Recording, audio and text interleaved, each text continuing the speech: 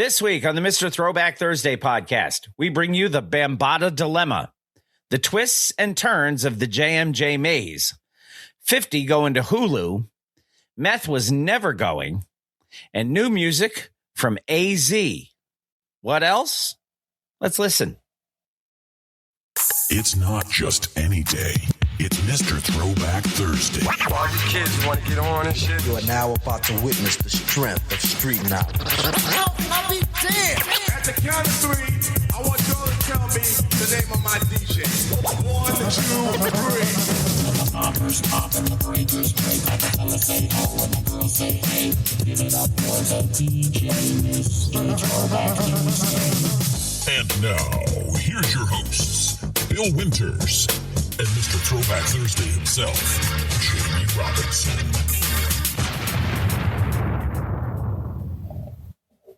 Hey, look at that. It's us. Welcome to Mr. Throwback Thursday. This week is episode 637, and it is your two favorite idiots coming at you live and direct with all the hip-hop news you've come to expect from Mr. Throwback Thursday. Bill up in New York, Jamie down in Virginia. And John saying, do it, lady.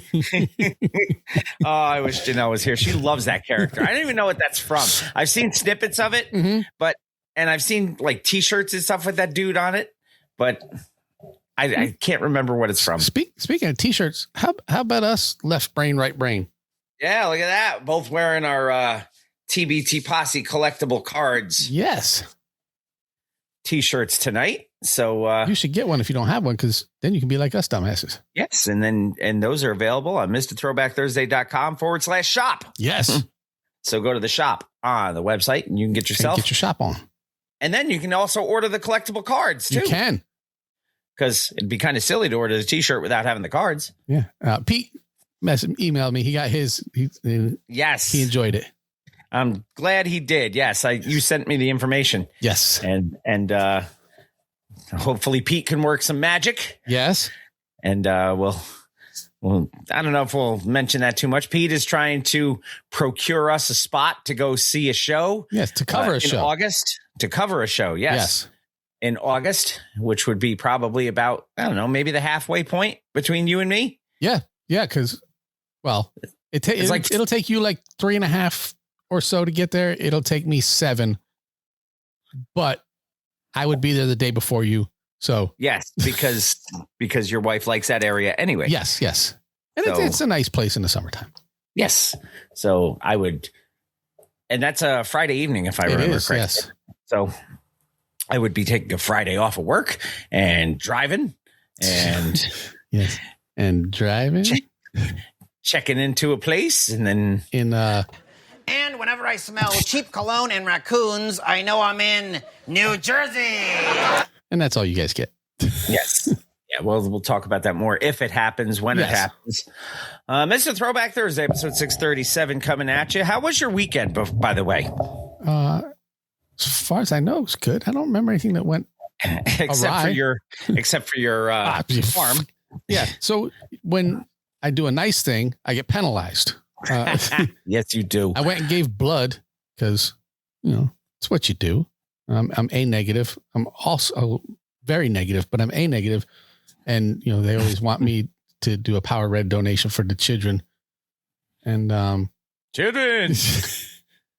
And I did it. I said, yeah, let's do that. And, they wiped my arm down with the alcohol wipe. Yes. Not the chlorhexidine you're allergic to. Not the thing I'm allergic to now. The alcohol wipe. And then, a couple of days later, my entire forearm and elbow is broken out in allergic reaction because of one of the two things I'm allergic to. Yes. Yes. I have ODB blood, John. I don't believe they rubbed an onion on you, so it can't be that. I don't think so, but they said it was alcohol based, so who knows what it was? It was chlorhexidine. That's what it was. It was. So yeah, so I was supposed to get a brand new tattoo. Onion juice. Onions. So I was supposed to get a new tattoo tomorrow, which I would have been able to show you guys next week, but now I can't. I have to wait until the following Friday, which that actually may be the night we record. That may very well be. Yes. Because my appointment is at 10 in the morning. So you'll get to debut it that day. Yeah. That's just perfect. So you guys, we're going to be recording at a different time. And if it's the same thing that we talked about you getting, it would be very TBT appropriate. It would be, yes. I mean, it won't say TBT posse. It won't be like Crankies. It will say it, just not like Crankies. Not like Crankies, no. No. So you will be the second person to have a TBT tattoo. Which means I think you need to get one next. Yes, I think eventually I probably will get something small. I don't know. I get it on my knuckles. You should get this. I don't know where I would put it. On your ace.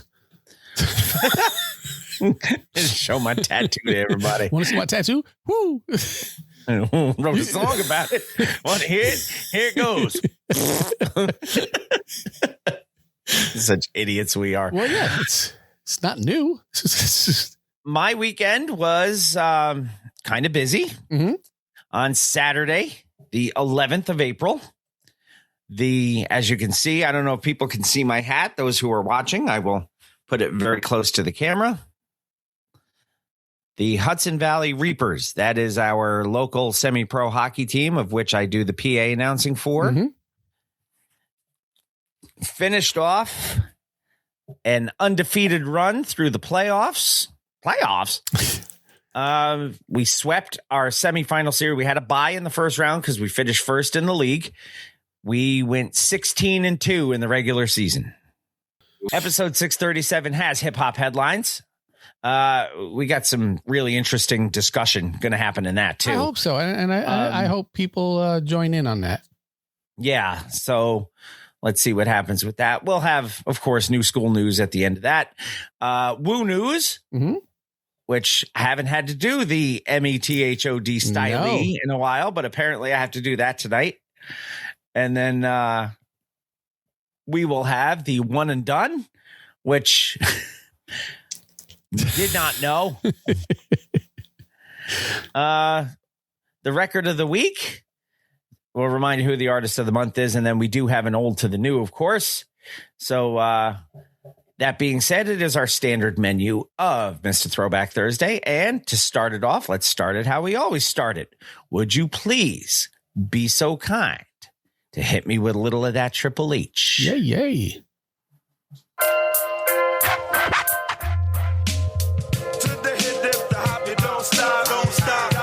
With the real hip hop. To the hip the hop, you don't quit. That's the facts, and we came to rip shit. To the hip the hop, you don't stop. That's the facts with the real hip hop. To the hip the hop, you don't quit. This is Hip Hop Headlines, brought to you by Mr. Throwback Thursday. Well, get on it. It's your turn. It is my turn, and unfortunately, and we didn't mention this in the opening fill, but we are starting with a fresh piece. This one came in kind of late. Heartbreaking news brought to us from Complex this week. Heartbreaking news regarding one of the absolute foundational architects of women in hip hop, according to a new report from Complex. Gwendolyn Blondie Chisholm, co-founding member of the trailblazing rap trio The Sequence, has unfortunately passed away at the age of 66, which is, again, way too early. Yeah.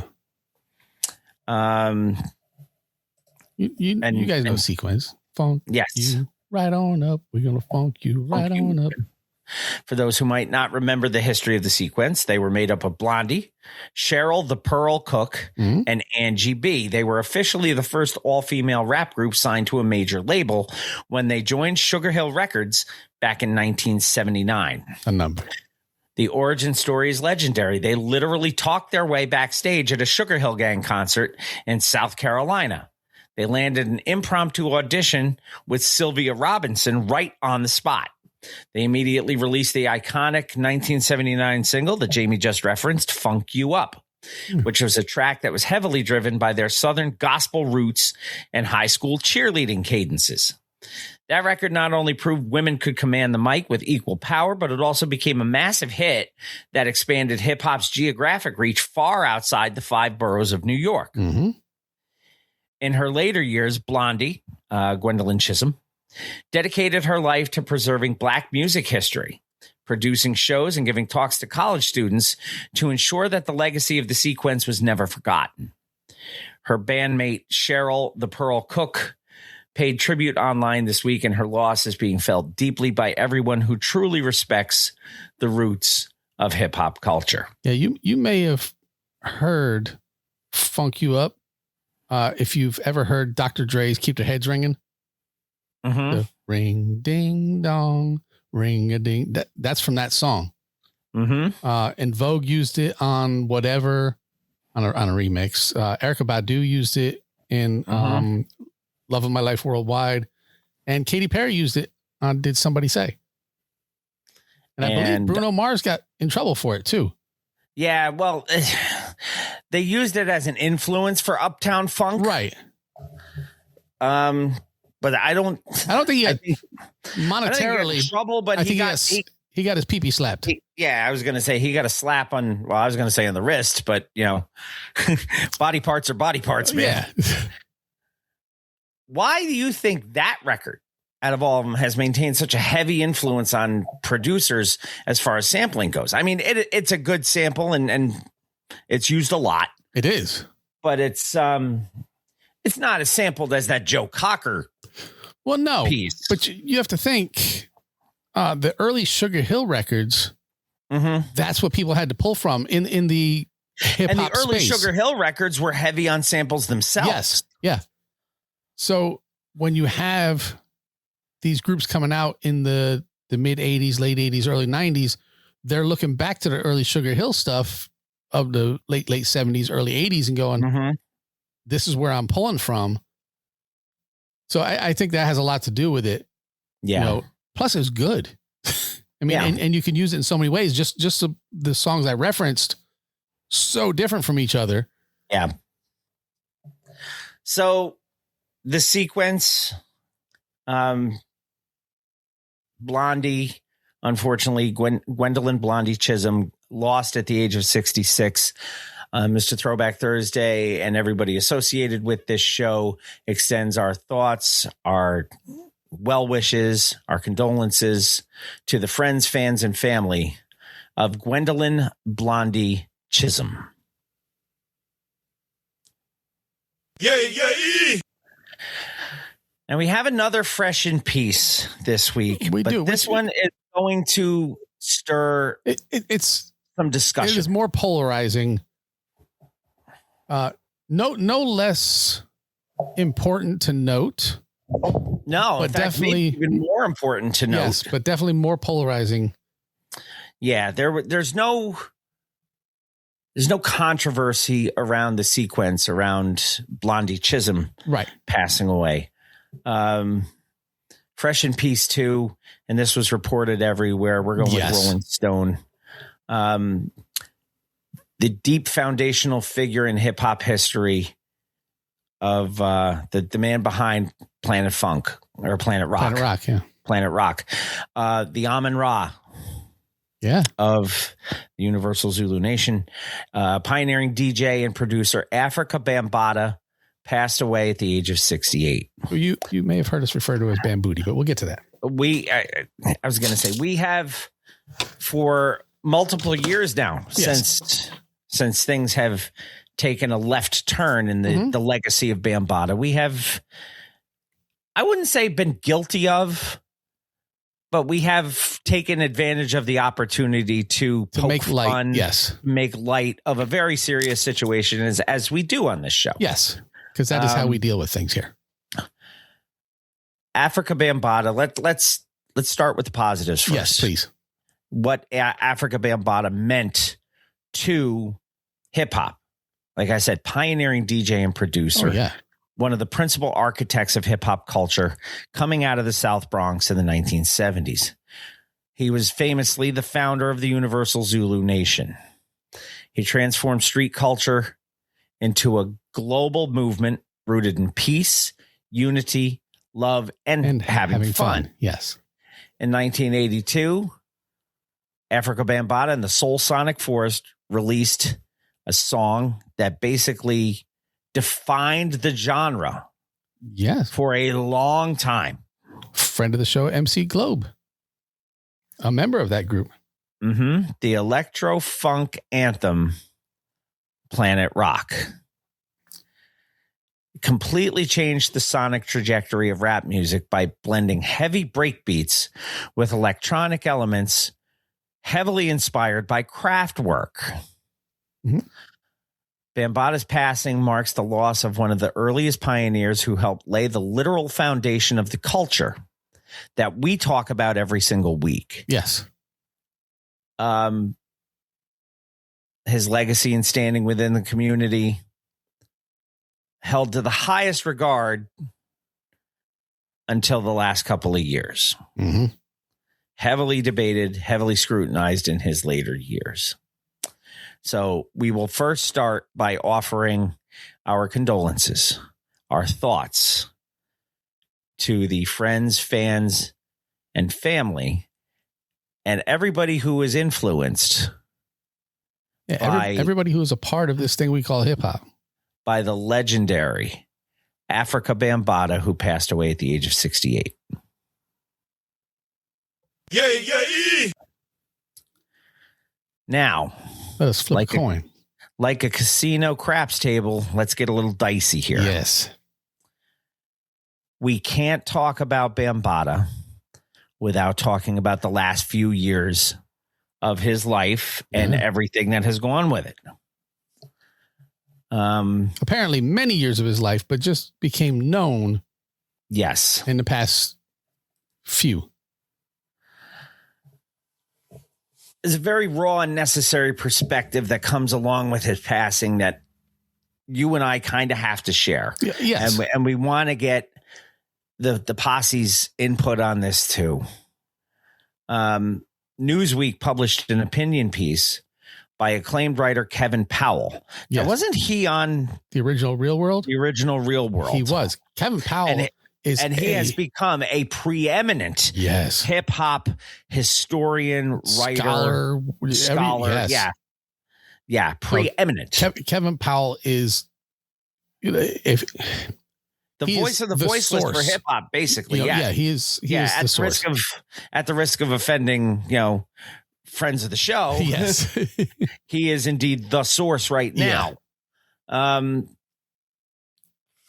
Powell doesn't hold back on either side of the coin. He acknowledges, as we do, Bambaataa as a preeminent pioneer who literally helped save lives in the Bronx by creating the Universal Zulu Nation, which turned street gang energy into a global four-pillar cultural movement. He gives full respect to the musical genius of tracks like Planet Rock. But Powell does not rest on those laurels. He aggressively confronted the tragic reality of the last 10 years of the life of Africa Bambaataa. Apparently, it was an open secret culture within the industry. Mm-hmm. And this is not something that is new. It has been noted. It's been exposed. It's been spoken about. Mm-hmm. But it's not something that people came forward and were proactive about. It was very much reactive. Mm-hmm. And that is where the problem is.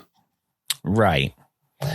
Many people inside and outside of the Zulu Nation allegedly knew about the dark realities of his behavior. And for those who don't know what Bambaataa's behavior was, we have talked about it on here. Mm-hmm. He has been accused on multiple occasions. And in multiple countries. And by multiple people of untoward sexual activity towards minors. Yes. Of the same sex. Yes. Very much not that matters, but it's just the Kevin Spacey charge, basically. Yeah. He has never, prior to his passing, admitted guilt. In fact, he didn't deny it. He didn't admit it. He just ran away, stayed quiet and ran away. Yeah. The nation ousted him as Amun-Ra, which is as a organization, that is the smart thing to do. Yes. But whether he is accused, whether he is actually guilty, whatever, when there's that shadow, get him out, wait for things to sort themselves out, and then reassess. Yeah. Now, a lot of people are going to go with what happened to innocent until proven guilty? Right. UZN does not need to follow that. They are a private entity. They can do what they will. They got the information. They decided it was in the best interest of their organization. Right. To not associate any further with what they would consider, for lack of a better word, unsavory behavior from a high standing leader of the group. Yeah. The man in charge. I mean, it's so, but I would think that any sensible person who is in charge or is a major part of an organization would do such a thing. Let's just go to law enforcement. If there is an accusation leveled against a police officer, that police officer is put on leave of absence until things are straightened out.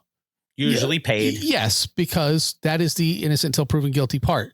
We're not going to penalize you until it's been proven that you did something wrong, but we can't have you here making it look like we think it's okay if it turns out that you were in the wrong.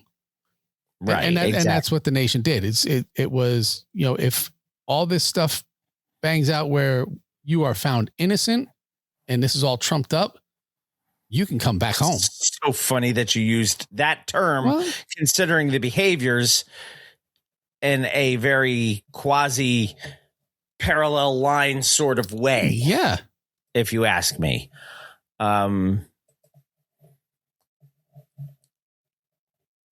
Again, it's a case of we feel that these are more than likely probably credible accusations.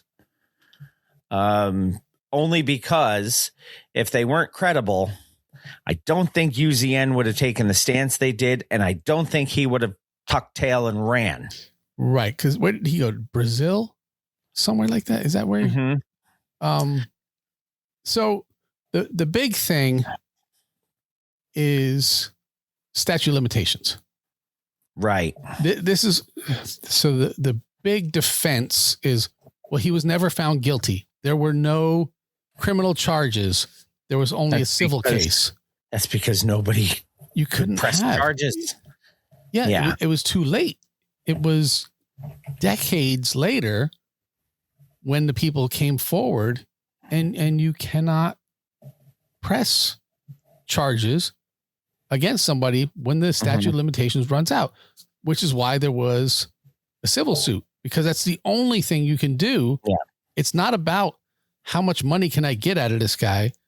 It is somebody will say that what he did was wrong and illegal, and sure, I'll get compensated because it's a civil case. But since I cannot have it tried in a criminal court because it took too long, at least somebody will tell me what he did was wrong. So here's an overview for those who may not know. Right. Because although we've talked about it, right, we've gone into piecemeal on this a little bit. He has faced multiple allegations of child sexual abuse and trafficking. Yes. Reported incidents spanning from the late 70s through the early 90s. Public accusations didn't emerge, though, until 2016. Right. And then followed by a 2021 lawsuit, which alleged abuse of a 12-year-old that took place between 1991 and 1995. He lost a civil suit in 2025 because of failure to appear by default. Yeah. So in the late 70s, 1980s, a man named Ronald Savage alleged that he was abused in 1980 when he was 15 years old. Yes. Other allegations from this time period also emerged in 2016, but they were anonymous accusations because they wanted to keep their names out. Ronald Savage agreed to have his name put on it. He is the one who stepped forward and said, I will put my name out there so you guys don't have to. From 1991 through 95, anytime in the early 90s, an anonymous plaintiff filed a lawsuit alleging that they were sexually abused and trafficked by Bambaataa for 4 years, starting at age 12. Yeah. In 1991. In 2016, the public accusations came from multiple men, including Ronald Savage and another gentleman named Hassan Campbell. Hassan Campbell is a big one, yes. Who came forward publicly with accusations of abuse that occurred in the Bronx. Mm-hmm. The lawsuit of 2021 was filed under the New York Child Victims Act regarding the allegations from 91 to 95. And in May of last year, Bambaataa failed to respond to allegations and lost a civil suit case by default. Right, because he was out of the country. He denied all the allegations as far back as 2016, calling them baseless. His position as head of the Universal Zulu Nation in 2016, he says he left on his own volition. Mm-hmm. I believe the UZN probably said, you either leave or we're leaving you. Right. So yeah. I believe he did leave of his own accord, but it was that or be expelled. So a man who started out as Lance Taylor became the Amun-Ra and the founder of the Universal Zulu Nation, was a legendary producer, DJ, and pillar of the hip hop community, but also,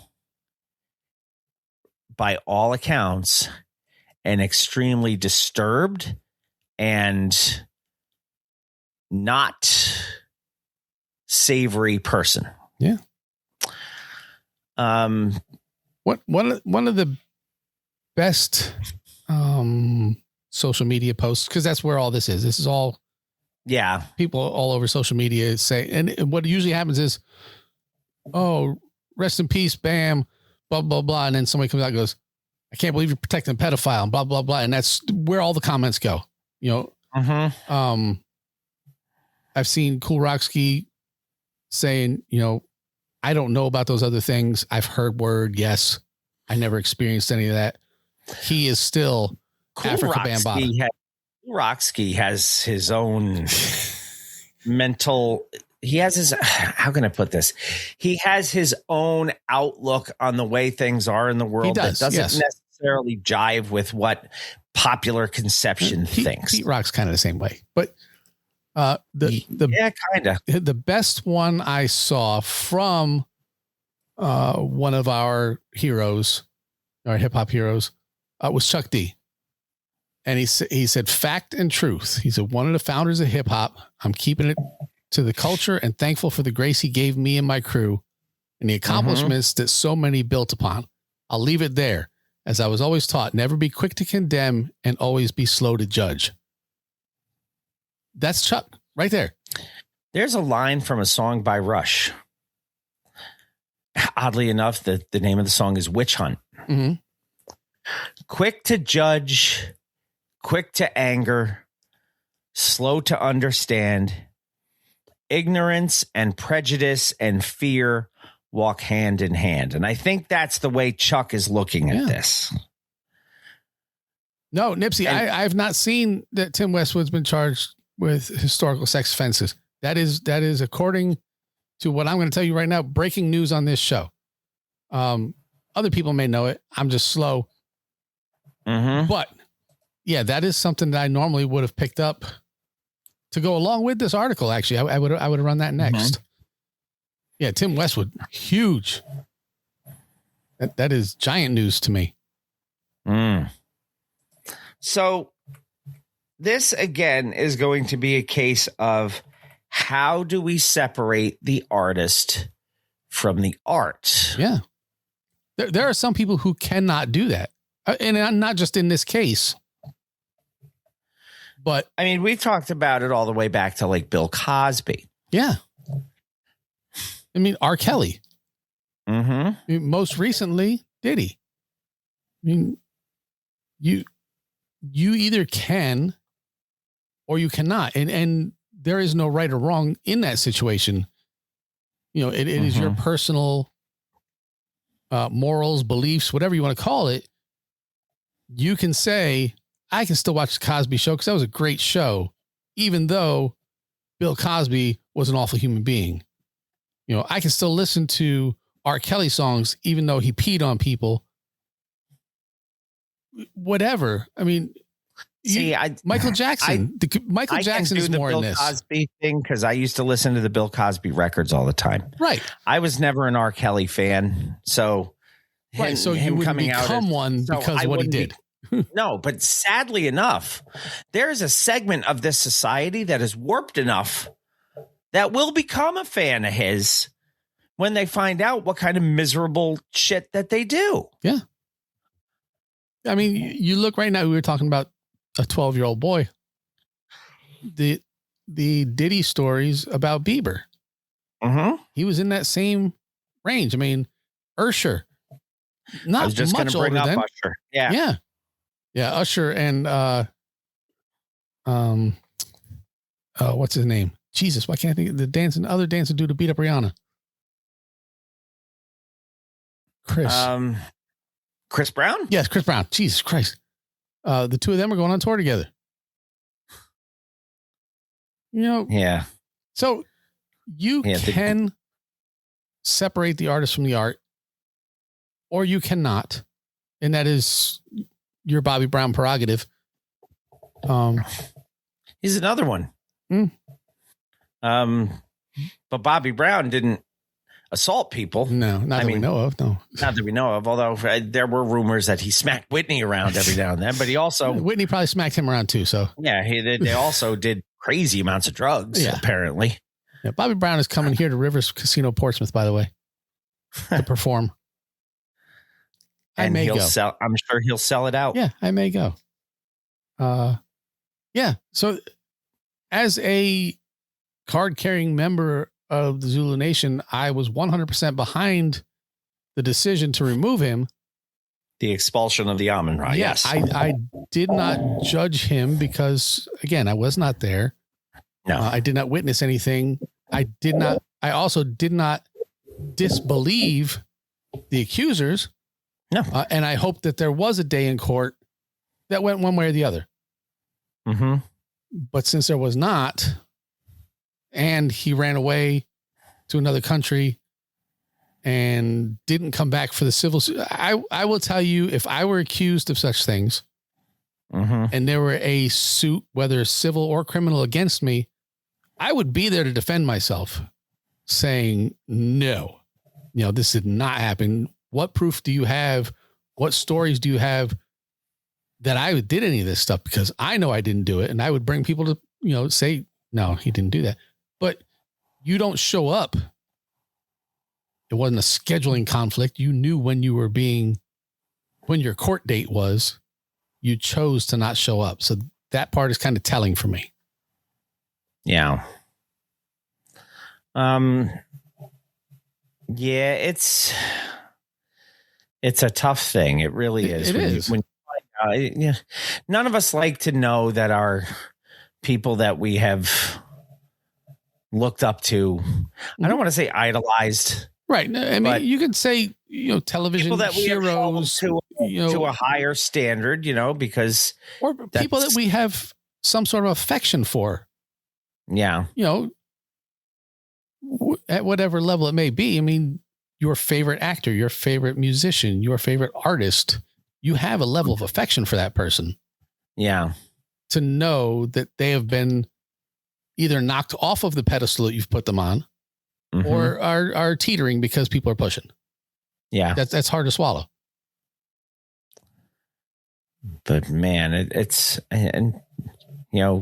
we just talked about Tim Westwood. Yeah, apparently a former radio DJ Tim Westwood, huge radio DJ. He wasn't just let's see.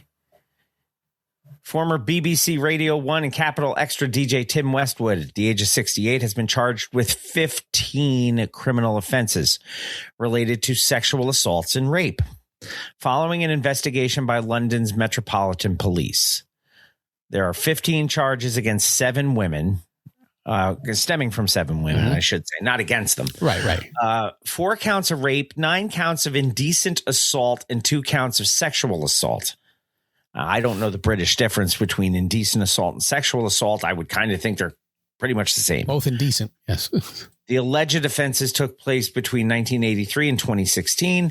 They all occurred apparently in London and Stroud, with 3 indecent assaults allegedly taking place inside of BBC studios. Gee. Westwood appeared at Southwark Crown Court and pled not guilty to all charges. Granted conditional bail, which included not contacting any of the witnesses. Yeah, his trial that's illegal. Trial is scheduled to begin in January of 2027. Now, he has come out and denied all allegations. Unlike Bambaataa, who didn't say yes or no. Right. Westwood is saying didn't happen. He's pulling the Wasn't Shaggy. me. It wasn't me. Yeah. So when we find out more about this, we will certainly bring it to you. But again, separate the artist from the art if you can. Yeah. We don't hold, kind of like when we found out the charges, we don't pass judgment either way. If you can't separate artist from art, then that's your thing. Yeah. And that's what I said. It's neither one is wrong. Right. It is just the way you handle things, the way you deal with stuff. Because there's going to be a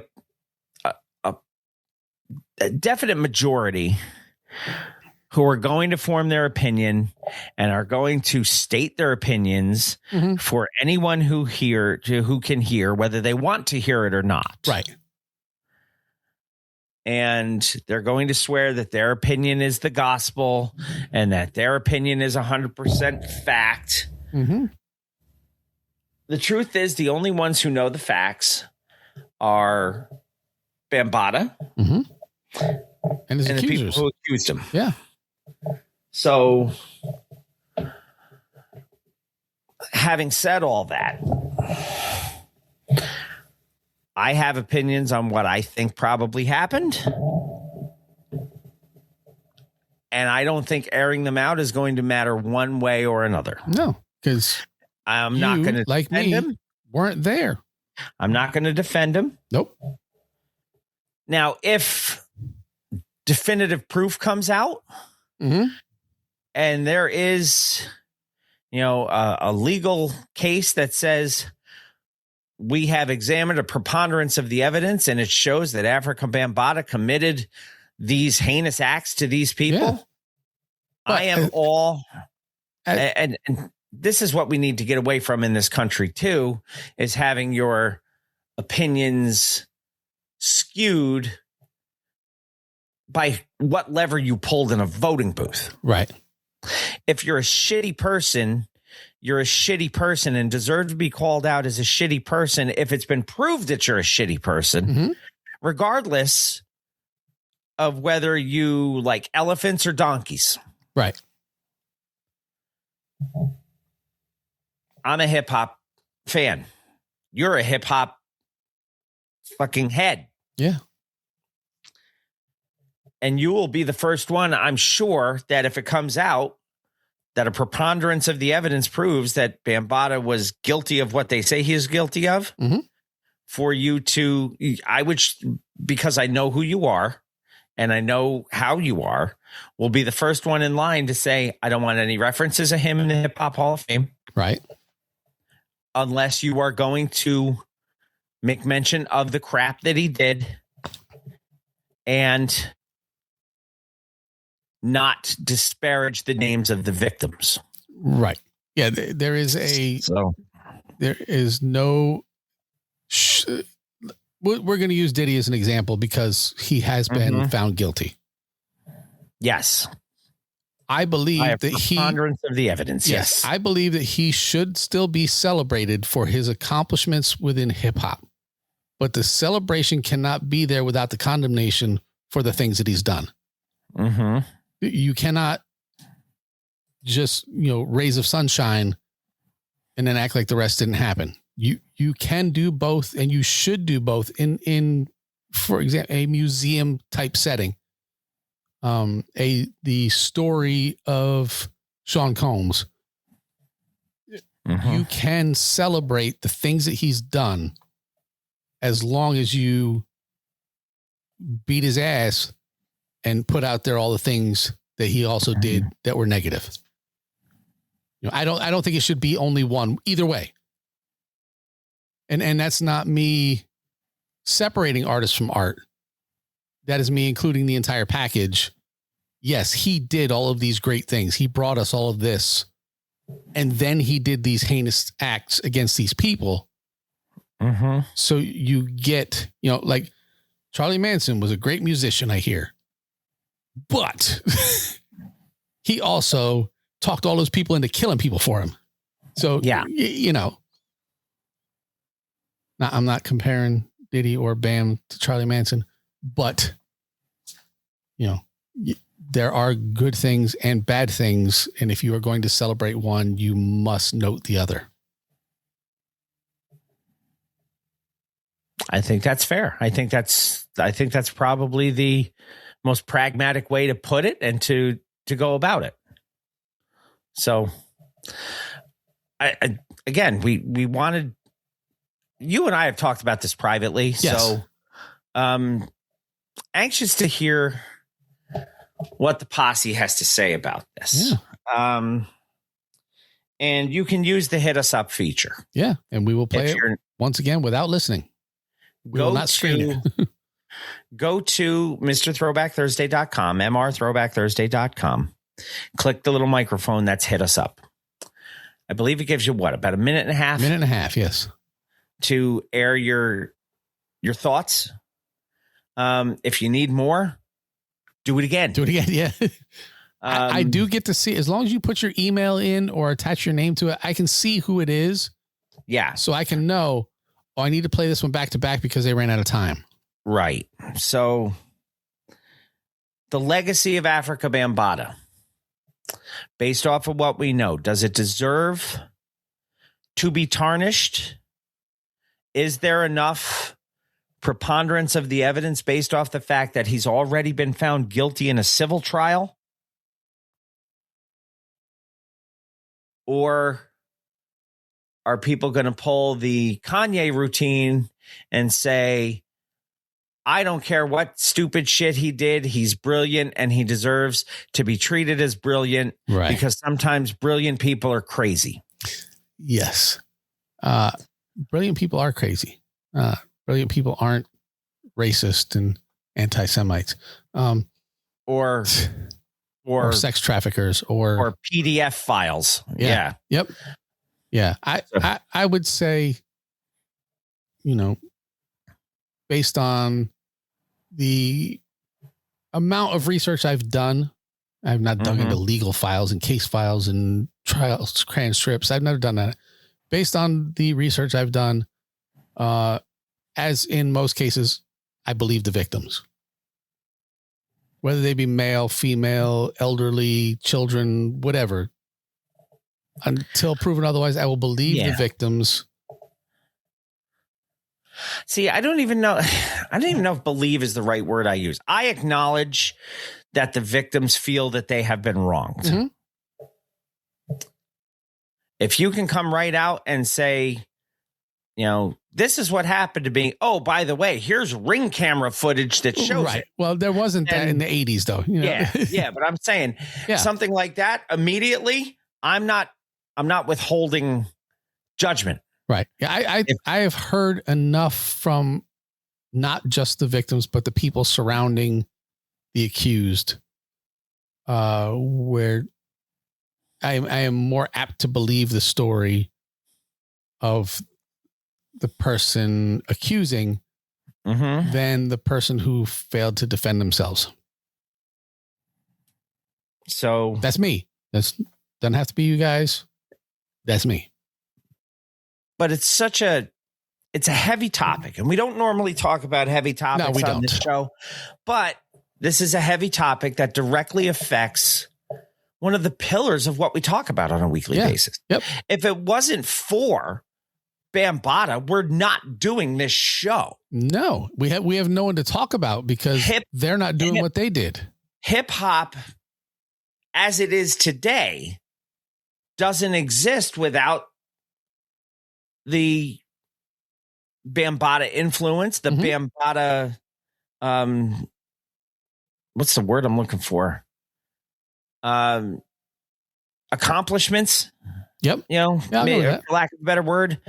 But it's a slippery slope. It really is. Yeah. And it's very difficult and I would say impossible to have a stance on this and defend it against someone who has a different stance.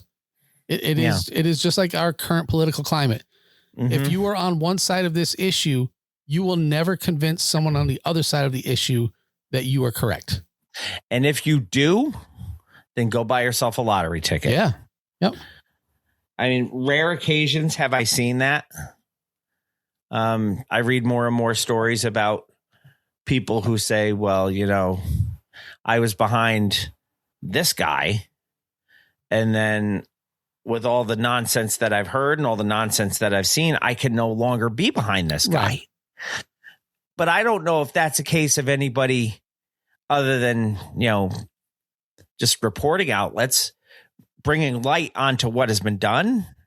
Or if, you know, family members have said, look what XYZ is doing. Right. Sometimes people just need to look and make their own decision. And I think that's what's going to happen with Bambaataa. That being said, I believe wholeheartedly, based off of what we've reported and the prior history of the fact that there's already been a civil suit that whether he showed up to or not. Right. You're not going to get a judgment. He lost. Right. You're not going to get a judgment if there's no evidence just because you didn't show up. No, there had to have been enough evidence to pursue the court action to begin with. So with all of that, you know, stuck against the wall, it's a shame. And it's more of a shame for the victims than anything else that this brilliant individual who brought so much to the community that, you know, we talk about on a weekly basis. Yeah. Was just, by all rights and by all accounts, a despicable human being. Right. So that is the Bambaataa quandary. The conundrum, if you will. Your mileage may vary, but that's how we see it. That was a long discussion. It was. Where do we want to go? Let's go to, you know what, because we've talked about that for so long. Do we want to go through everything else that we have? Well, let's roll, see what we got, and we'll see where we end up. Right. So next article number 4, Hype Beast brings us Trolls 4 comes to Hulu. Yes. You know, there's 3 Trolls movies, right? I did know that. That is scary. You should not know that. I had to look that up. I have only seen one of them. I know Kenan Thompson's in it. And that was a long time ago. Yeah. I had to look up how many Trolls movies there were before I titled this article. Yes. A viral internet rumor turns out to be completely true. It's the Africa bamboozlement, if you will. Very good, John. According to a new report from Hypebeast, Curtis Jackson, professionally known as 50 Cent, has officially inked a deal with Hulu for a 3-part documentary series chronicling his entire life and career. When Fifth first posted about this on April 1st, claiming Hulu had paid a staggering $75 million and beat out Netflix, Apple, and Starz in a bidding war, everyone assumed it was just classic trolling on April Fool's Day from, the best troll going today. Yes. And when I say trolls, I don't mean, the movies just like Gremlins and Ghoulies. Yes.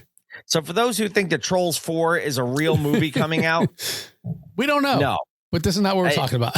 No, we're talking about the Troll. Yes. Troll. King Troll.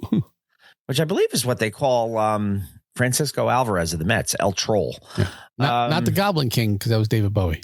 That was David Bowie, King. Yes. So everyone assumed, of course, that he was trolling, but this deal is very real. This piece is going to be directed by Mandan Lovett and produced by G Unit Film and Television. Of course.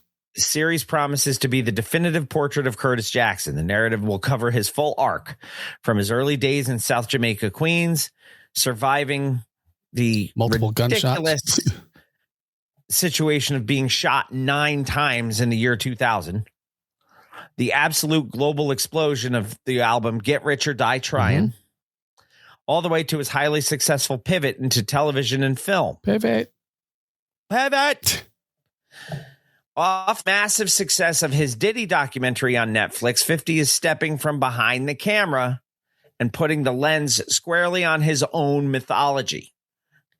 It just proves that his ability to constantly reinvent his business empire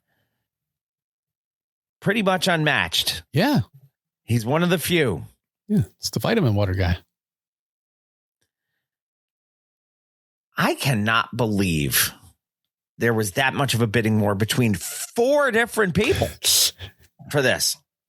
Yeah, people want to know. And I have to think that April Fool's Day was not a coincidence. Now, my part is to 50 is executive producing this thing under G Unit Film. G Unit, yeah. He is totally in control of producing his own definitive life documentary. Yes. Do you think we're going to get the actual raw, unfiltered truth, or just what 50 wants you to know? As a great man once said, that's a nope. Are we just going to get maybe a highly polished cinematic version of the legacy that they want to protect? Yeah, you're going to get article number 5. Number 5. Sid Croft, as in Sid and Marty Croft? Marty Croft? Yeah. Oh, well, rest in peace to Sigmund the Sea Monster and the Slee Stacks. And HR Puffin stuff. And HR Puffin stuff, yes. It don't make me none is our next article. Comes to us from Digital Journal. Heading out to the West Coast for this next one. Specifically taking it back to the golden era of the Bay Area. According to a new press release, San Francisco legend Rapid Forte, Don't Make Me None, has officially released his new memoir titled I'll Be Around, the autobiography of Rappin' Forte. Should have been Don't Make Me None. Indeed. The book is being described as a rare, totally unvarnished look at his life, chronicling his intense journey from the streets of the Fillmore district all the way to massive mainstream success. While we all know him for the timeless, iconic 1994 anthem Players Club, Rapid Forte, Don't Make Me None, is apparently not holding back on the darker realities of his career. This memoir will dive deep into the struggles behind the fame, the pressures of fatherhood, and the intense challenge of maintaining your authenticity when the music industry is constantly trying to commercialize you. More than just a standard music biography, I'll Be Around serves as a firsthand historical document of how the Bay Area hip-hop scene evolved. It's a powerful reminder that the independent foundational architects of that specific West Coast sound have some of the most compelling survival stories in the game. Bay Area, I mean, let's think about some of the names that came out of there. Other than Rapid Forte, Don't Make Me None. We had E40, Mac Dre, and, of course, our favorite, Too Short. Yes. When we look at hip-hop documentaries and things like that, is the Bay Area finally getting the historical respect it deserves alongside New York, LA, and the South? I think so, yes. And I think it's time. You know, when you go back to the late 80s, early 90s, yes, you know, LA got that Compton sound. That was one thing. But the Bay, you know, Too Short on his own. You know, he put the Bay on his back and said, you know, here we are, a la Mix-a-Lot with Washington. You know, the Emerald City Posse came out and said, you know, Seattle's got something to say, you know. Yeah. So, because they love to hate the J.R. Ewing of Seattle. Indeed. Yeah. So, yeah, I think it's about time. Next article. Still unresolved. Yes. NBC News. You might have heard of them. Yeah. Major and, to be honest with you, frustrating legal update regarding the murder of Jam Master Jay in 2002. According to a new report from NBC News, the legal battle over his death is taking another massive, highly complicated turn. Yes. Now, early in 2024, Carl Jordan Jr. and Ronald Washington were convicted of the murder. When was that? Early 2024, so over 2 years ago. Gotcha. However, late last year, a federal judge completely overturned the conviction on Carl Jordan Jr. and acquitted him, ruling that prosecutors failed to prove that his specific motive was tied to a drug trafficking conspiracy, which was a strict requirement for the federal murder charge that they used. The judge has officially granted Jordan a $1 million bond, which could have seen him released from federal jail this week while he awaits a separate trial on unrelated drug charges. But federal prosecutors immediately stepped in and appealed the bond decision, successfully putting his release on hold. So as of right now, Carl Jordan Jr. remains behind bars in Brooklyn, while the courts battle out both his bond status and the government's broader appeal of his overturned murder conviction. 24 years after we've lost Jam Master Jay, this case is still somehow unresolved. Yeah. I remember when this first, when they announced the news that they found who it was. We were doing an interview with Fredro Starr. With Fredro Starr. Yeah. That is how I remember. Broke the news to Fredro. Yeah. Yep. That is how I remember that day that it was announced, because it's very easy to forget when the word came out, especially this many years later. But I remember it clearly because we were talking to Fredro that night. And he hadn't heard. No. And we broke the news to him. What the hell are we going to do to get closure on this? I mean, it's the same kind of bullshit that we're dealing with you know, Tupac and Tupac and you know, Kid Creole and yeah, there is no. Yeah, John said Fredro was in his car. Yes, he was. He was in his car doing an interview. Yeah, and he was talking about starting a podcast at the time. Yeah, which I don't hip hop and basketball or something. Which I haven't seen anything on, but I did when it came out. I saw it, but it has since disappeared. I was going to say it. That tells you how long John's been around. John's been around a long time. I didn't think we'd get to it because of the length of the discussion, but we have reached article number Super 7. That one? brought to you by super7.com/MR Throwback Thursday, our landing spot for Super 7 reaction figures and other things that Super 7 offers, including, as Jamie holds it up to the camera, what have you got tonight, sir? I've got my Ghostface Killer Tony Stark's Super 7 reaction figure. Very cool. So Super 7 brings us article number Super 7, Mount Westmore.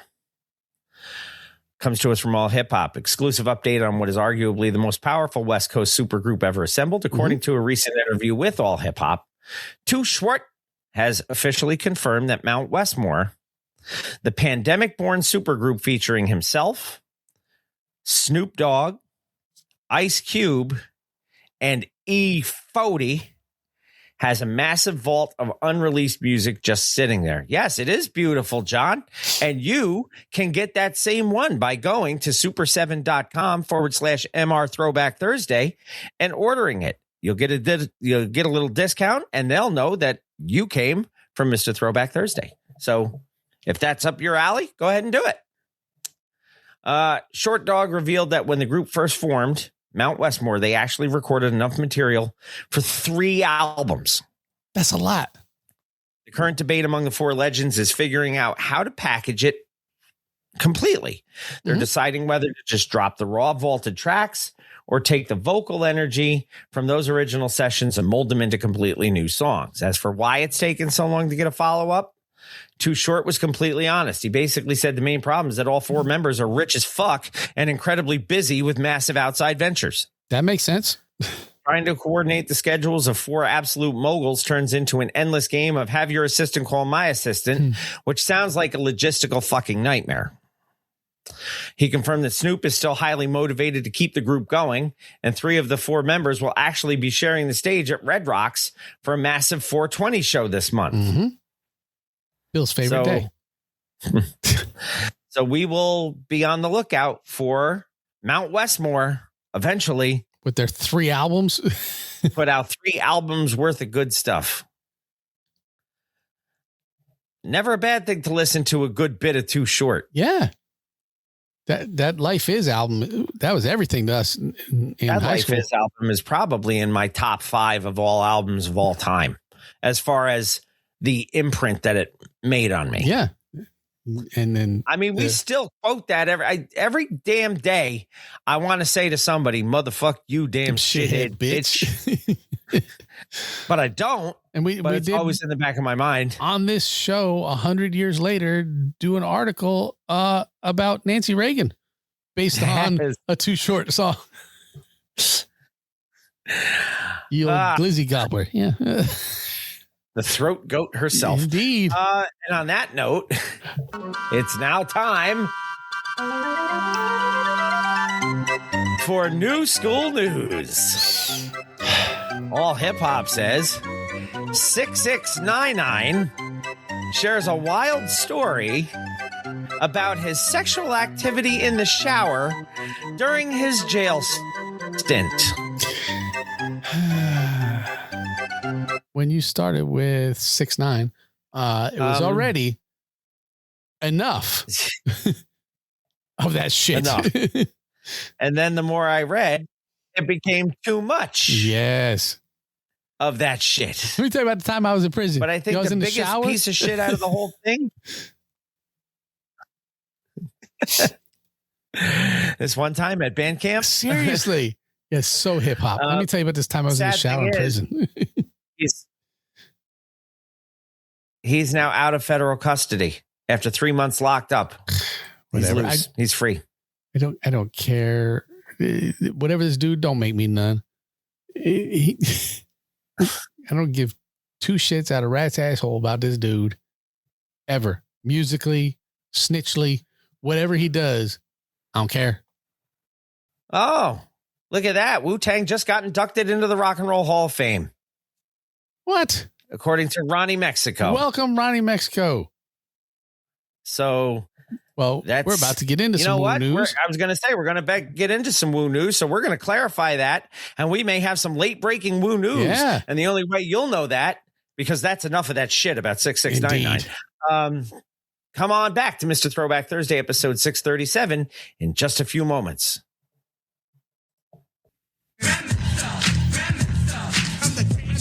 Peace. This is the grandest of them all, even your mama fall for. Grandmaster Cash from the legendary Cold Crush Brothers. And you listen to my homeboys, Jamie and Bill, on the only classic hip-hop podcast that matters, Mr. Throwback Thursdays.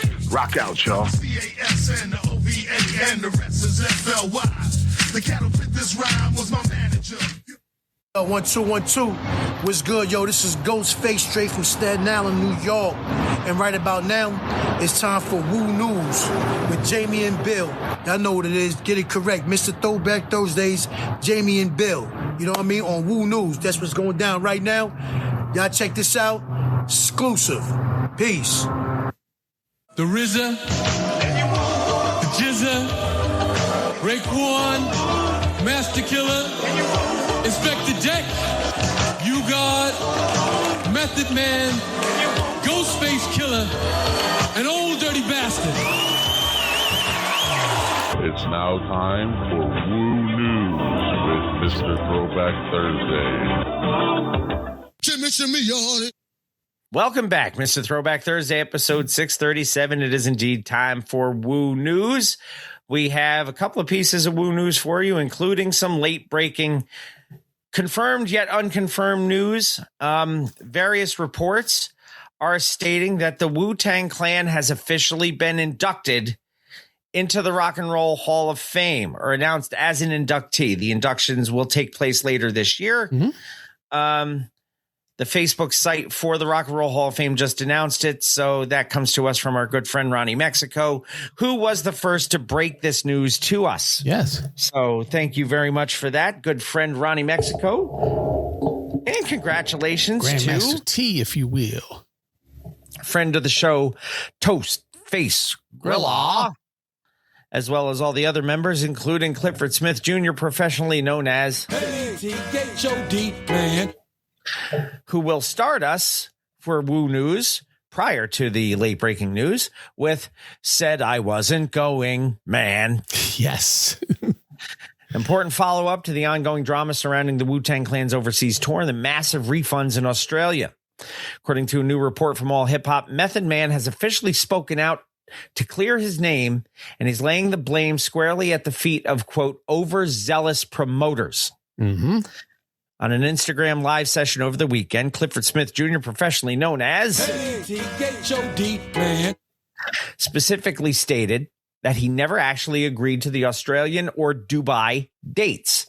The 55-year-old rap icon explained that he had strict acting commitments on his schedule, and he informed the group and the organizers before they even left the United States that there was, quote, zero chance, end quote, he could make those specific stops. He expressed massive frustration that promoters knowingly printed flyers boasting, quote, all living members, end quote, anyway. He accused them of sitting on the information to protect early ticket sales, only to spring the news of his absence on the fans at the very last minute, which is very much a promoter kind of shit. It is, yeah. We're going to wait and see if he shows up. Get everybody in. Industry rule number 4080. Indeed. All these motherfuckers are shady. However, making the situation even messier, a spokesperson for the local Australian promoter fired back in Rolling Stone magazine, claiming that all living members actually did have visas and travel arrangements fully in place, directly contradicting Meth's timeline. It's a classic he said, they said battle over ticket money. To which my response to that is, how would the promoter know if everybody had their travel documents in order? Right. Maybe a manager told him. I don't know. So supergroups are notoriously unreliable with these things. Wu-Tang in and of itself is not a supergroup. They're a group. Right. But they have so many members. I mean, and they are super. Was all living members just a marketing tactic rather than an ironclad guarantee? Obviously, it seems that way because Meth said I wasn't going, and I told him I wasn't going. I was never in it. So Meth said, no chance. No chance in hell. Apparently, he's Meth McMahon now. He is. Method McMahon. Mm-hmm. You know what? I could do that. METHMC man. Meth McMahon. There you go. Kind of made that up on the fry. On the fry, even. On the fry, even, yes. Meth pointed out that he couldn't make this tour strictly because he's booked for acting roles. I mean, dude's pretty successful at acting. B-I-N-C-E McMahon. Do you think that fans should just accept the fact that he is, at this point in his career, more of an actor than a performer on an MC basis? And that's always going to take priority? Yes, because that is his next stage. You know, Wu-Tang is on their final chamber tour. Meth has already started on his next path. That one has to take priority over the one that he's leaving behind. Right. I mean, would I be irritated if I went to see Wu-Tang and Meth wasn't there? Yes, but I would too, because Meth is arguably my favorite Wu-Tang member. Right. But you also have to know, you know, the promoter says one thing. That is not what Meth said. You know, and you have to look into just because they told you. Yeah. Every wrestling ticket says card subject to change. Right. I wonder if there's a thing on the ticket that says lineup subject to change. Yeah, it should. Anyway, article number 2. The Jizza in Chicago. And this comes to us from Chicago Reader. Massive milestone tour hitting the Midwest that every true hip hop head needs to have on their radar if you're in the Midwest area. According to a new concert preview out of the Chicago Reader, the genius himself, the Jizza, is bringing his highly anticipated 30th anniversary tour for Liquid Swords. S-words. Liquid S-words. To the Avondale Music Hall on Friday, April 24th. It's wild to think that it's been 3 full decades since Liquid Swords dropped late in 1995. So it's been basically over 30 years. The Chicago Reader piece, which was penned by Chicago hip-hop staple Cristal Bowen, put a spotlight on exactly why this tour is such a mandatory ticket. Liquid Swords is not considered just another Wu-Tang solo project.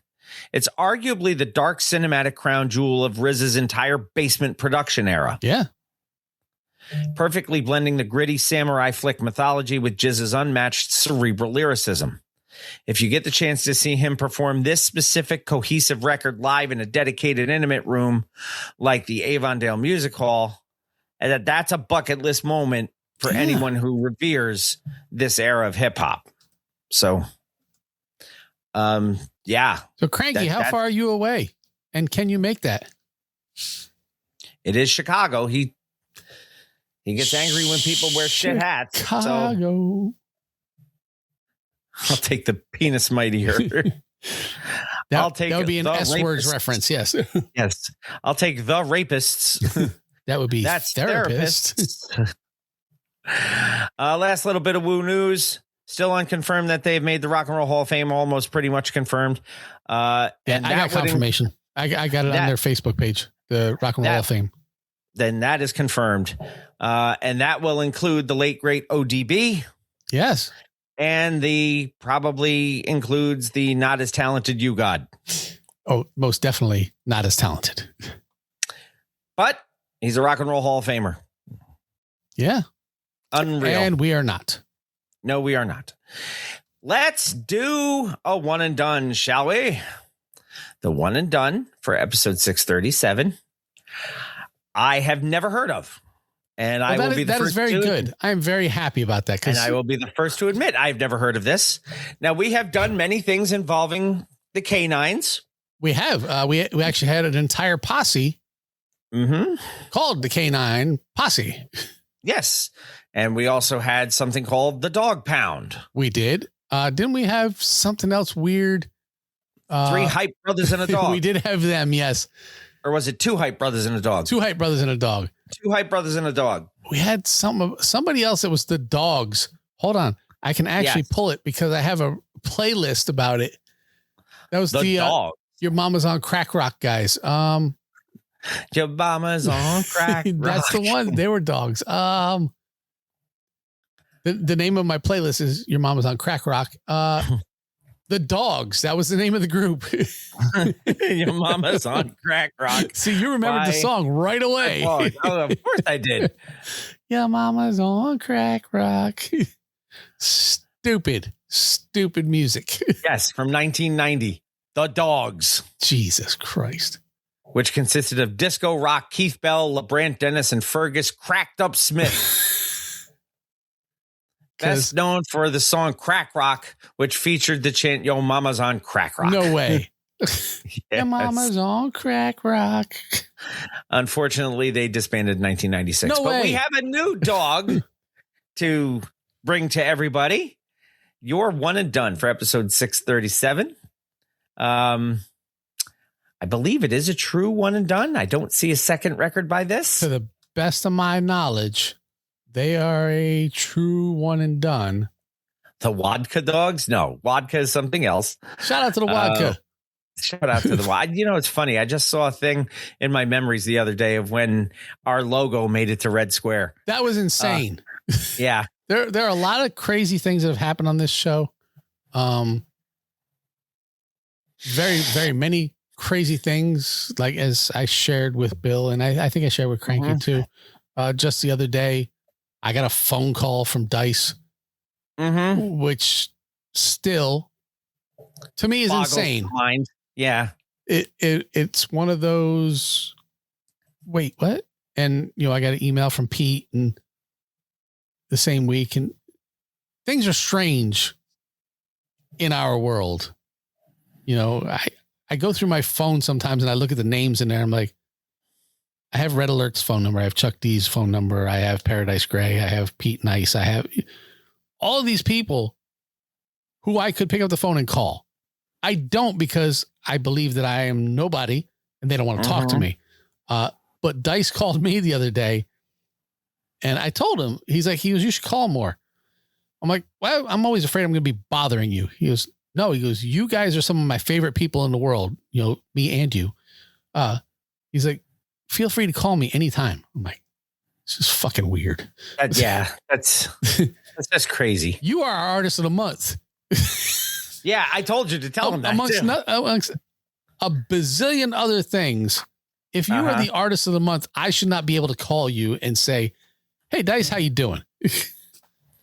But he is super fucking cool. And I can do that. So, and he is the artist of the month. He is. But well, anyway, him and his collective. Yes. Sorry to episode 637 is one and done. The name of the record, Dope Gets No Heavier. And it is brought to you by Doghouse Posse. Because they are a thing, apparently. They're also a thing with 12 tracks on this record, including John. This is why I use this one, by the way, because John has been without. Track number 1 is an intro called Intro. So, John. Doghouse Posse. I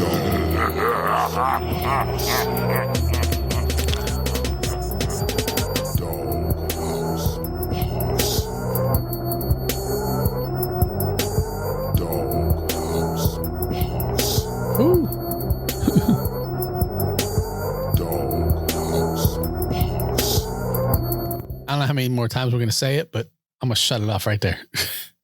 Track number 2, Gangster-fied Ass Nickelback. You heard him. Living naked. Life. Gangsta-fied ass niggas. Living naked. Life.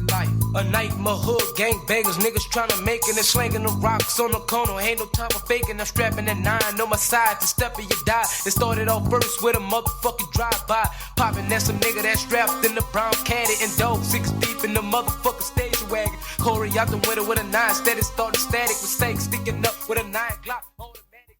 In the station wagon. I'll say once they get going,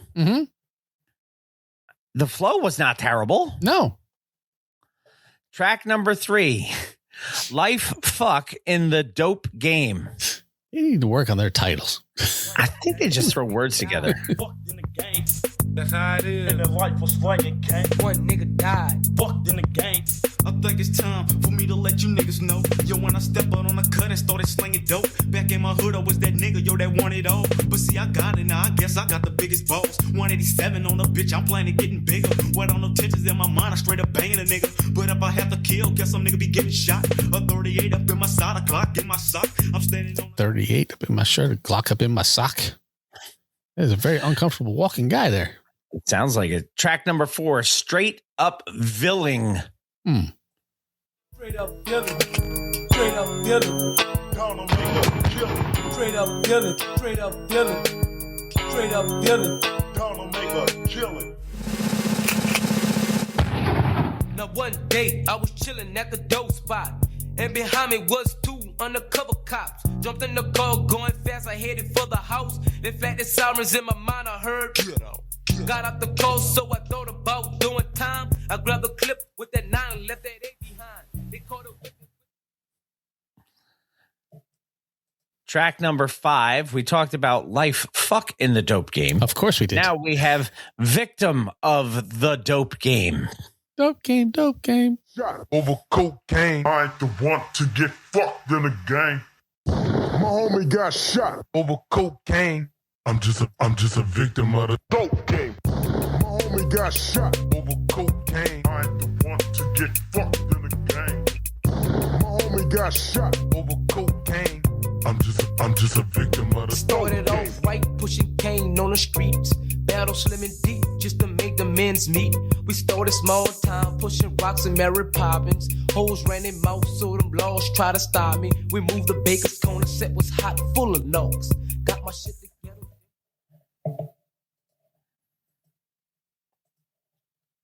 I don't know what to feel about this record yet. Don't worry, you got another 7 songs to go. Oh, yay. Track number 6, Knuckle Up, Nickelback.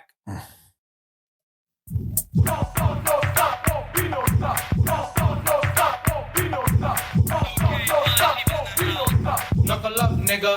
Knuckle up, nigga. Knuckle up, nigga. Knuckle up, nigga. Knuckle up, nigga. Knuckle up, nigga. Knuckle up, nigga. Knuckle up, nigga. Now where them hoving niggas at? Where them popping niggas at? Knuckle up, nigga. Knuckle up, nigga. Now where them Manhattan niggas? Where them boom dot niggas? Knuckle up, nigga. Knuckle up, nigga. Is there a reason I want to watch the movie Halloween all of a sudden? Yeah, I would say so, just because of that little piano part in the back. Yeah. Track number, what are we up to? 7. We are. Title track, Dope is Getting Heavier. dope is getting heavier. Fuck 5-4, man. John out here talking about elephantitis of the testicles. Getting heavier. Fuck 5-4, man. Well, in this world, there's nothing but them tough fellas. And motherfuckers label me to be that drug seller. I'm in this business, so I gotta keep that Uzi trigger. I got 'em working for the big time small nigga. And don't fuck over me, yo, when you in the dope game. You can't handle the heat, so get the fuck, man. You better go out at night and suck a nigga dick. But I'll be... That's not a thing you should go out at night and do. I would say no. You better go out at night and do that. No, thank you. I have about 8 billion other things I'd rather be doing. 2 of them are not track number 8, which is Rub and Kill. That's why Bill's keyboard's sticky. Gross. Take a downfall, I'll be a coward. I take that money, work that hustle, but don't give a fuck. Yo. Pulling this fast, 38 on your ass, nigga. Take a downfall, I'll be a coward. I take that money, work that hustle, but don't give a fuck. Yo. It started off on the motherfucking dope move. Battle slim and deep and did it real smooth. They had some niggas selling up a 36 account. Now if you make it bounce, or we can buy an ounce. And if my cousin handle business right. Handle business right. Handle business right. Track number 9, I believe we're up to. Street of the West Bank. Yo. the street of the West Bank is something like days of way back. Niggas are getting jacked. In fact, yo, the brothers are out on the corner, best believe that. And if you're selling dope, well, damn, you better pack a gang, cause late at night, it's like a motherfucking murder scene. And then some niggas been ganked by them dope fiend. Fucking young brother, the Cecil, he's a drug dealer. Packing that 9, scope him out, now he's out to get him. Now brothers on the streets don't hide. You either say some dope, make a hustle, or motherfucker die. So a sad story appear to a black brother trying to sell some cocaine. Track number 10, another homicide. Not homicide. No. Homicide. That's a murder in the house. Suicidal tendency. I know if I'm gonna die, I gotta take some niggas with me.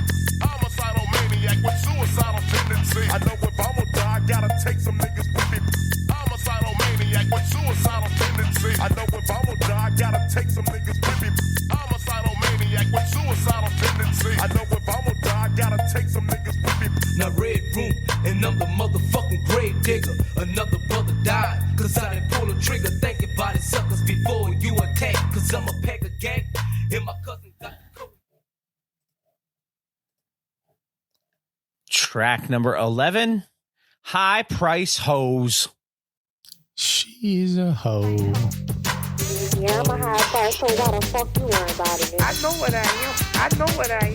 A high price hoe. In about 4 seconds.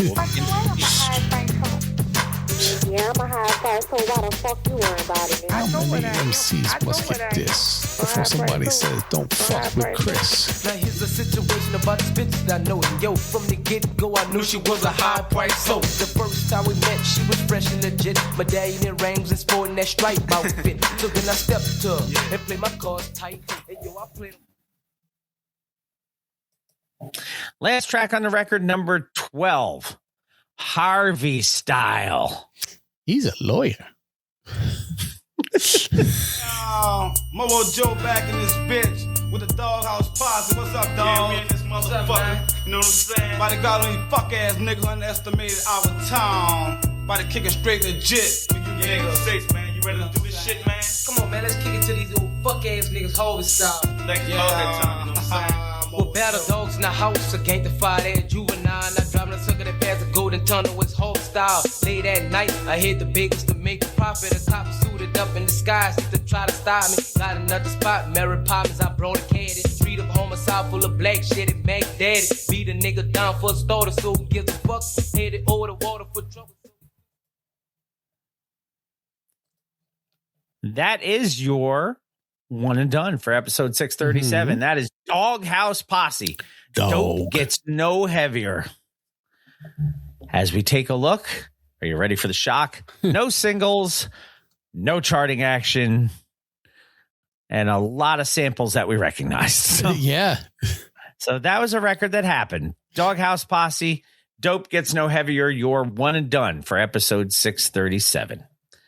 Let's do the record of the week. Yes, let's do that. Record of the week. 1994. A number. This is, you know what? I don't see a whole lot of records by this artist either. No, I if I were to pull up Discogs, let's see. I've got 1, 2, 3, 4. Oh, okay. So a little bit more than what we thought. But that is from 94 to 05. So it's like 94, 98, 2000, 2005. Well, the name of the artist, ADOR, yes. ADOR, stands for two different things. Another dimension of rhythm and a declaration of revolution. ADOR, real name Eddie Castellanos, underground hip hop artist from Washington Heights who moved to Mount Vernon, money earning. This artist unfortunately left us last year. Yes. On New Year's Day, 2025. So rest in peace, ADOR. Now, this is a very strange quandary we have for John and DJ Introduction. Track number 1 out of 1, 2, 3, 4, 5, 6, 7, 22. 8, and 11, 12, 13, 14. I have 15. Oh, because I have the 25th anniversary edition, so I have a whole bunch of extra stuff. So okay, we'll go with yours. We'll go. Okay. And we'll see where that takes us. Yes. But track number 1 on both of them, Penetration, but it's marked as an interlude, not an introduction, but it is the first track on the record. So I don't know if that counts. We'll have to ask DJ Introduction and get a ruling. But in the meantime, here is Penetration, subtitle Interlude by ADOR off of The Concrete.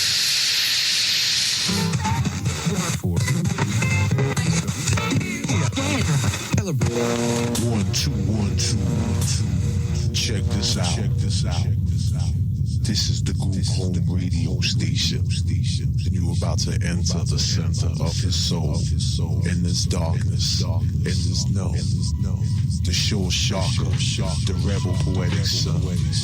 Straight from the Mecca shore, feel the vibes come. Deep into your head, let this essence run. We have a ruling. Nope. Doesn't count. Straight trash, homie. No, sir. I don't like it. Okay, of course. Fact number 2. 1 for the trouble. Not treble. No. Trouble. The rhythm is a rebel. 1 for the trouble, 2 for the time. 1 for the trouble, 2 for the time. 1 for the trouble, 2 for the time. 1 for the trouble, 2 for the time. 1 for the trouble, 2 for the time. 1 for the trouble, 2 for the time. 1 for the trouble, 2 for the time. 1 for the trouble, 2 for the time. 1 for the trouble, 2 for the time. Back once again with the ill behavior, can you feel it? Nothing can save you. It's the A for ally, D for damager, O for out of here, R for the renegade master.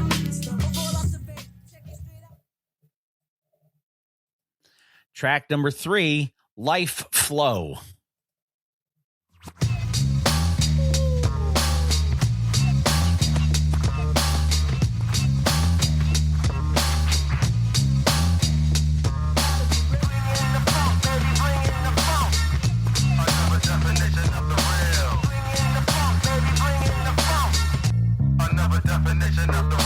Trapped in a cage, ready for a rampage, growing up fast. I come old for my young age. I got shit all up in my grill, but I got to maintain. I smoke L's and chill, roll with my crew, getting something, have some laughs. But deep down inside, I'm always thinking about the cash. Track number 4, Ill at Will.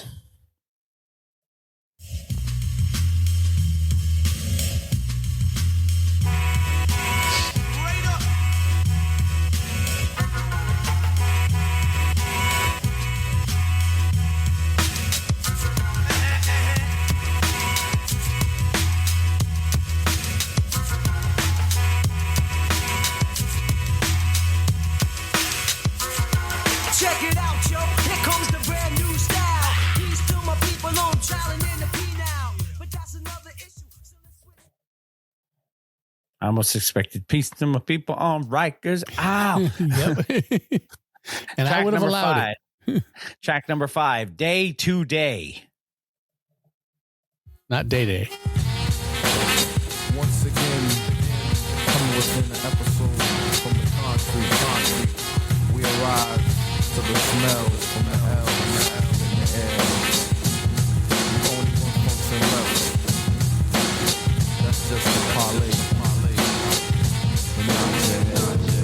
Wake up around 3, then I go take a shower. Pump a fat classic like Fight the Power. Get my mental state, put some food on the plate. Miss my calls in the morning, so now I gotta wait. Watch the videos, think about my... Track number 6, 37 seconds, second interlude of the album called Off the Top. And that'll go into track number 7, Let It All Hang Out. Yes, they cost me, see me in my LEXUS, triple blacked out, and you know it's fresh because I am like that black guy you see on TV. Yes, you know you all want to be like me. Yes, I'm fresh, and you know why? Because I'm from Mount Vernon. That is right next to the Bronx, right next to Pelham. Come through Yonkers and you will next Elm. I don't know why. Oh yeah, 1, 2, I'm gonna bring it back.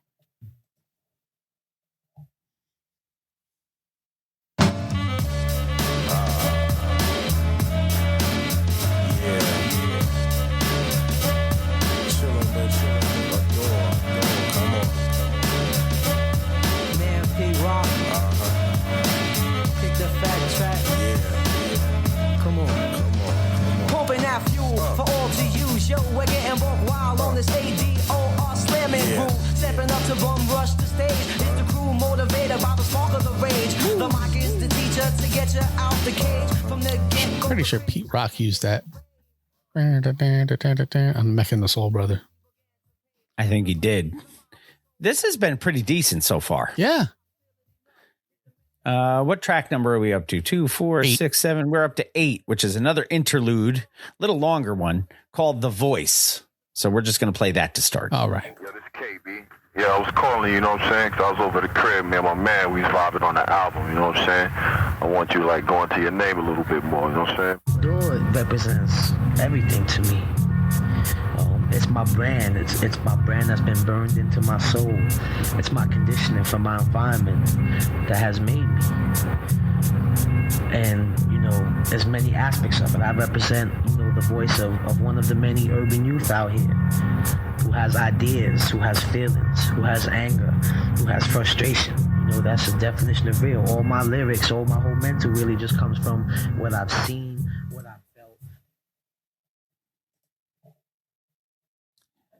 Next track, Keep It Real. When keeping it real goes wrong. Yes. As we roll, the minds of 3 soldiers rolling through the terror dome, grabbing on the scale. Gotta keep it real.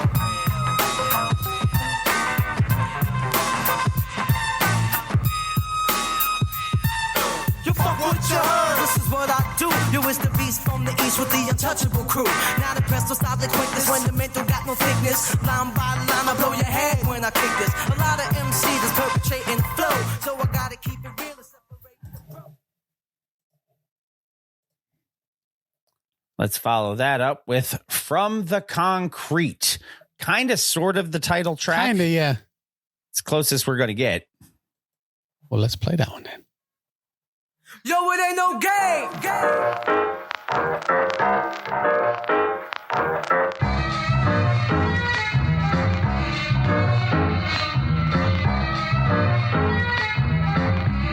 Listen up.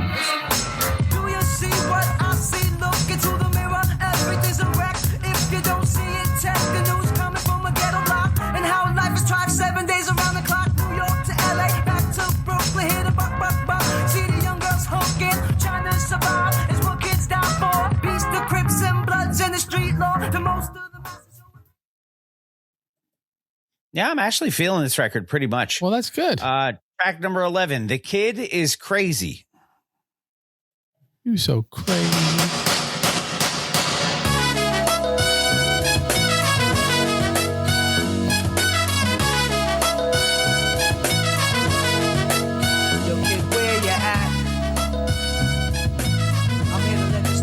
Told. Rest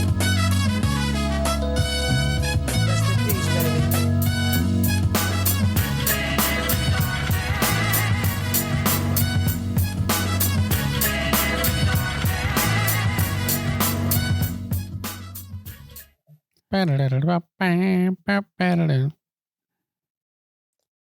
Track number 12. Here Comes Da Wreck. The Hot Stepper? No, Da Wreck. Okay.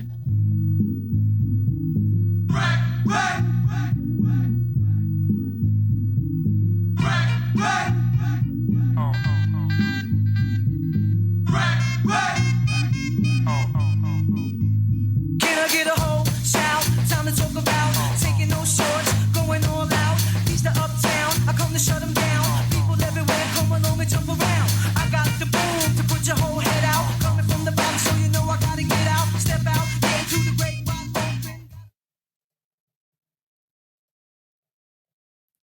Next track, Heart and Soul. Sounds like a Huey Lewis song. A bit of heart and soul. Oh, sorry, that wasn't that one. No, that was the Pow. It was. As I bury soul, I'm in my own world. One time for your mind. One time for your mind.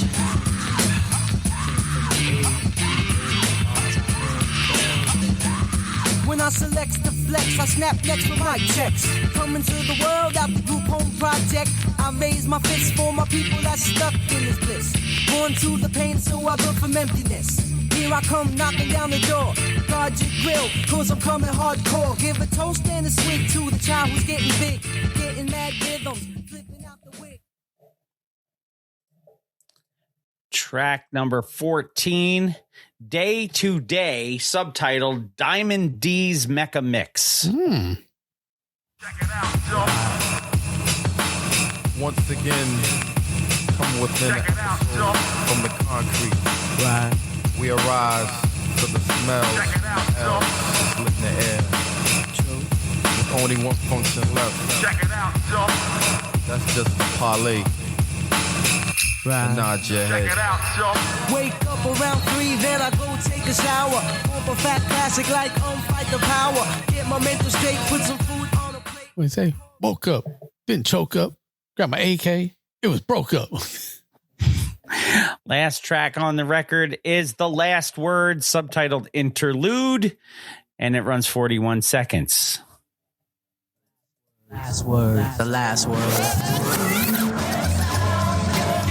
Yo, I would just like to end this, giving some shout outs, word out to all my people on the mountain. My man Brook Dog, the Mighty Zulu Nation, Cater Terry, Willie Guns. Did we just get the Zulu Nation reference? We did. That is what you call full circle, people. Very much. You know who the executive producer was on this record? I have zero idea. DJ Eddie F. Really? Mm-hmm. Nice. So that is your record of the week for episode 637, ADOR with The Concrete. And again, no singles released off of this. And I have no charting action listed on my end. Tragic. But a record that was a lot better than I had anticipated when I first saw it. So give that one a spin this week. Yeah. That is your record of the week, episode 637, ADOR, The Concrete. Your one and done was Doghouse Posse with Dope Gets No Heavier. Spin that one if you want to. We'll remind you who the artist of the month is. Good friend of the show, Paradise Gray, as you stated before. Mm-hmm. And his collective, X-Clan, are your artist of the month. Go check out the X-Clan catalog. And before we take our final break of the evening, we have an old to the new for you, and we referenced it in the opening fill. And by the way, if you noticed, I am already prepared. I have my other hat on. Me too, with all the sweat stains and everything. The old to the new for this week, AZ, featuring Moo Fresh, and the name of the song is So High, brought to you by AZ, Moo Fresh, and Mr. Throwback Thursday.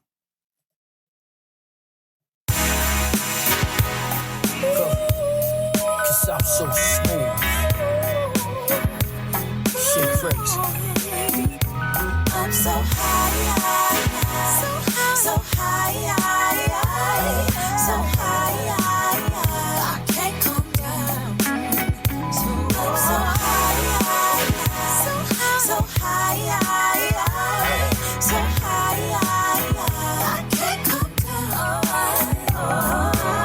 On top of the globe, angel on top of the rose. The presidential copped it in gold. Stop and behold the flies. You can bet it's only bums that's biased. Best believe among us some son with the itis. One of the nicest. Sugar Hill still real, no vices. Bigger bills, lips sealed in his likeness to God. Heaven or hell, a destiny tell. You in the cut, sizing me up, just measure me well. Satin lapel, black patent leather Chanel's double-breasted. As if I etched it, finessing it well. I made it, upgraded. Street slang can never be jaded. Mention me, speak my name with your favorites. Elated, I lasted. Any perpetrating, push past it. Chasing paper, I'm a part of the classics. They listen. If faced with any major decisions, just know I'm straight and pray I forgive. I'm so high, so high.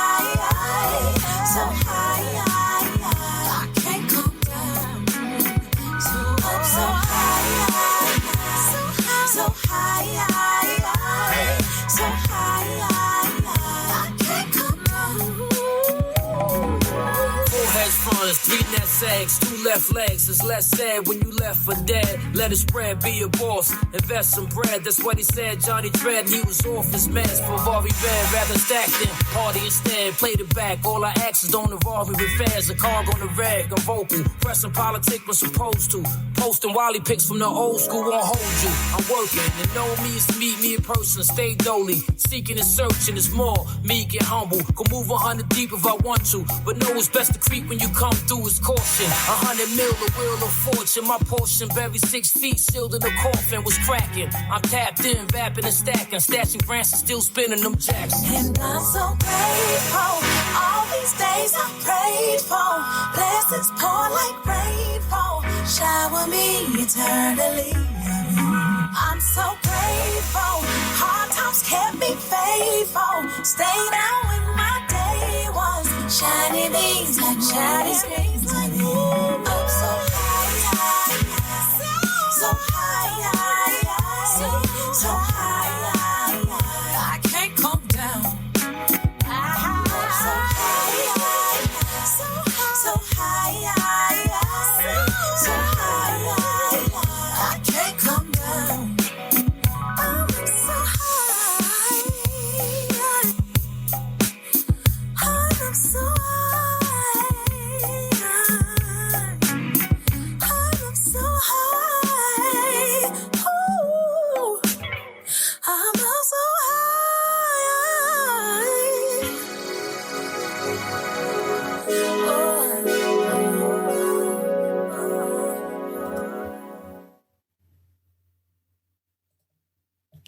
AZ featuring Moo Moo Fresh with So High. You're old to the new. Man, that's a smooth track. Yeah, I'm a fan. AZ can still get it done. Yeah. So, old to the new, AZ featuring Moo Moo Fresh. Artist of the Month, X-Clan. Record of the Week, ADOR. And with the Concrete and One and Done, Doghouse Posse with Dope Gets No Heavier. We're going to take our final break of the evening. And then it'll be time for Bill Reed's Lyrics on Mr. Throwback Thursday, episode 637. Play it on the radio. Play it for Globe. Hey, my name is MC Globe, the GLOBE of the Soul Sonic Force MCs, and you're listening to Bill and Jamie on the one and the only classic hip-hop podcast that really matters, Mr. Throwback Thursday. Keep looking for the perfect beat, y'all. Keep rocking the planet, because you're a renegade of funk. It's a frantic situation, and I'm going to keep on playing that beat, Mr. DJ, because the beat don't stop.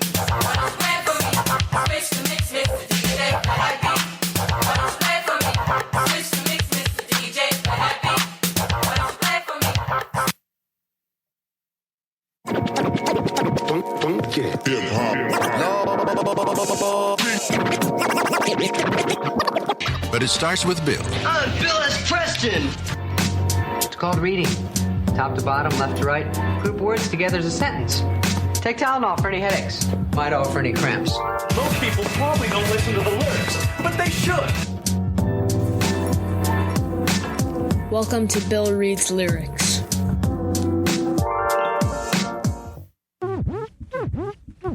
Hello, this is Bill Reed's Lyrics. It is an educational discussion of artistic expression and creativity of modern lyricists. Bill may recite explicit or offensive language. Professional supervision is suggested for sensitive listeners. The average views and opinions within these lyrics are not necessarily those of Mr. Throwback Thursday or its hosts, and will be in the area of 160 WPMs. We hope that you will find our presentation precise, humor heavy, and just right. Thanks. Welcome back, Mr. Throwback Thursday, episode 637. It is indeed time for the properly disclaimed Bill Reed's Lyrics. So, with that being said, I'm scared, as I always am when he does it. I would have it no other way. So I will get myself into the private chat because I'm sure that's where it's coming. And there it is. Look at that. And of course, it would be this artist because we haven't done this artist in a while. We haven't. You would think it'd be every single week, honestly. It could very well be every week, but for variety's sake, we like to mix it up. Try to mix it up a little bit. Where are we going? Verse 1. We're taking it from the top. That's an intro. Yeah. Hey, John would be happy about He that. would be. Intro goes right to the chorus. Yeah. And then right after chorus, which is it girls doesn't want to say see. First one. No, but it's after girls want to see the second time or third time. Yes. Starts with you. It does. All right. And then I think I'm just going straight to the end, aren't I? We're going to the next chorus. I don't see another chorus. Oh, okay. There it is. Yeah. Boy, this is a long verse. Okay. All right. So then with no type of ado, Sesame Street Grover style, whether nearer or further, we will cue that motherfucking piano. You want freestyle? That's right. The style is free. Nickelbacks suck my dick, and they girls drink my pee. I'm on some S&M shit you can't get with. Pull your panties down on stage and watch you sweat quick. Suckers back to pull, they style is transsexual. Lesbians dance with the funky heterosexual. You on the mic, and when you rhyme, I start to jerk off. Let my dog lick you, German Shepherd, want to bust off. I tear your legs and spot MCs having anal sex. Step around like a Tampax and step up next. I enter New York, no problem, with my dick out. California porno star. My ass, you can lick out saying, what? With sperm dripping down your partner's butt. I see MCs in my face with their ass up. Let me put my cape on, my rubber, and my mask up. Not no horrorcore shit. This is pornocore. I'm in the club naked, man. I'm the fucking pro. Nickelbacks can't wax no ass. Girls should let them know.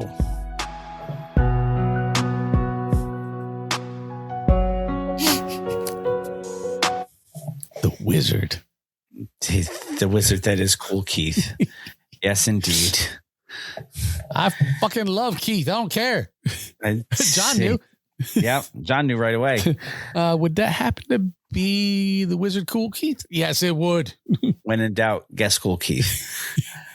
All right, my friend. Hat's already been changed. All right, good. Then if you wouldn't mind, I'd appreciate it, and I'm sure everyone else would too, if you could take us the fuck home. Mr. Throwback Thursday, episode 637, brought to you in part by our good friends at Def Rugs. DefRugs.com, Facebook, Instagram, Twitter, all at Def Rugs. Handmade, high-quality, hip-hop themed rugs brought to you by the original Ruggy Fresh, Marshall Fox, and his business associate, the Green-Eyed Bandit, Eric Sermon. Who we may happen to see in New Jersey, should we happen to go. Quite possibly. Possibly. Go get yourself a Def Rug, and you can be like Jamie, who's got 4 of them. I do. Our good friend Heather Lent up in Schenectady, New York, is the proprietor of the Bittersweet Candy Company, and that makes her... She makes candy and chocolate that is handmade, small batch, different, and... delicious. Go place your order today. Go to check them out on Facebook or order at bittersweetcandy.com. Use our code THROWBACK and save 10% off your order, and you can get all that delicious bittersweet candy. Not all of it is bittersweet flavor-wise, but she does have some stuff like that, but it is good stuff. So order now before the weather gets too hot and you get a whole order full of soup. So go to bittersweetcandy.com, use the code throwback, save 10% off your order. Melted Mics, MLTDMICS.com. Our good friend Pumice T. Mendola makes hip hop and pop culture themed items such as hats, t-shirts, coffee mugs, whatever. And they're all hip hop and pop culture themed. You can get yours at meltedmics.com and use our code MR Throwback Thursday for 10% off your order. Hip Hop Headlines article number 7 brought to you by Super 7. Quick question. Is your shelf looking a little quiet? It needs some noise. It needs some Super 7.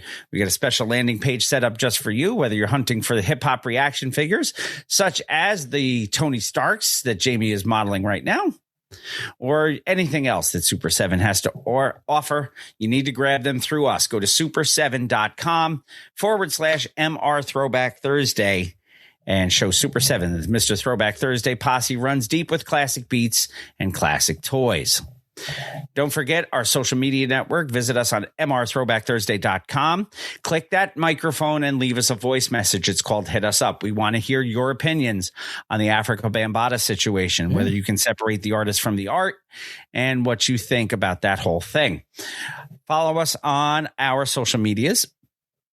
On Twitter, Jamie is _MR_TBT. I am Bill _MR_TBT. As Jamie points, I will point too. Yes. And then I am also that on Instagram. Jamie on Instagram, MR Throwback Thursday, which is also where you can find us on TikTok, where we post shorts of the show every week. We also post them on YouTube, youtube.com/MRTBT. That is the YouTube channel for the show. Make sure you go there, hit that subscribe button, then click that bell, and that will get you notified whenever we go live. Since when do we start clicking subscribe buttons? We smash subscribe straight. buttons, man. So if you want to send us emails, you can do that as well. Mr. Throwback Thursday @gmail.com. If you want to be part of the TBT Posse Street Team, where you can be part of spreading the word, slapping stickers on light poles, or being a person on the street hosting a TBT game show, you can email us at tbtpossestreetteam@gmail.com. Shout outs time. Yay. We're going to start with the man who was a big part of tonight's show. We'll start with John Henderson. We should do that. And Sarah Henderson and Manny Baez and Gail Dunmeyer on her honor flight. So Godspeed on that. Hugo Gonzalez, Sanket Patel, the Shrieking Warrior, Jennifer Buchanan, Jason Heath, Jessica Walker, Shane Hatley, Ahoy Mateys, Captain Ricky Schnarr, Mr. Cranky Pants, Brian Hollenbeck, the legendary Kevin Van Buren, Robert Jeffroy, Kate Harvey, Catherine Liska, Jessica Walker, Wanda Calamia, and Gunther. They get mentioned every week because I got 5 on it. Or more. Want to get your name mentioned every week? Become a patron. Go to patreon.com/MRTBT. Do not forget our friends. As always, check out 1980s Now, Will, Cat, and John. Check out Anthony, Imran, and Rug Boy over at Jock and Nerd Podcast. Check out Talking Tie on What's the Word with Brooklyn Tie NYC. The hardest working turntablist in the world, our good friend DJB on itsfreshradio.com and the Fresh Radio app for your phones, where you can get the world premiere of each episode of our show, 9 p.m. Eastern Standard Time on Wednesday nights. Because Alliance Boss Lady here said we are not playing that stuff during the daytime. No. And a shout out to Lion because he's here too. Look, Lion, if you get back in the patron list, then you get a shout out. But he's still recovering from his accident, so we'll give him the recovery shout out. How's that? That's fine, I guess. Just for once. One time. One time. Get the Fresh Radio app for your phone. You can also check us out, Wild One Radio at wildoneradio.com, 7 a.m. Eastern Standard Time, and all throughout the weekend. Go to wildoneradio.com for times in your area. And go buy these shirts. Yes. We are both wearing our shirts this week, the TBT Posse cards. Yes. And you can order the cards themselves as well. Go to mrthrowbackthursday.com/shop. Where all of that is available. Don't forget to subscribe, rate, review, all of that good stuff. Go find us and share the good word. Until then, till next week, take good care of yourselves. Wash your hands. Wash your butts. And until next time, keep it classic. And like Cool Keith said, Videos exaggerate things you never make. Your style is all tissue. Chocolate fudge cream cake. And always remember, new school stale, old school fresh.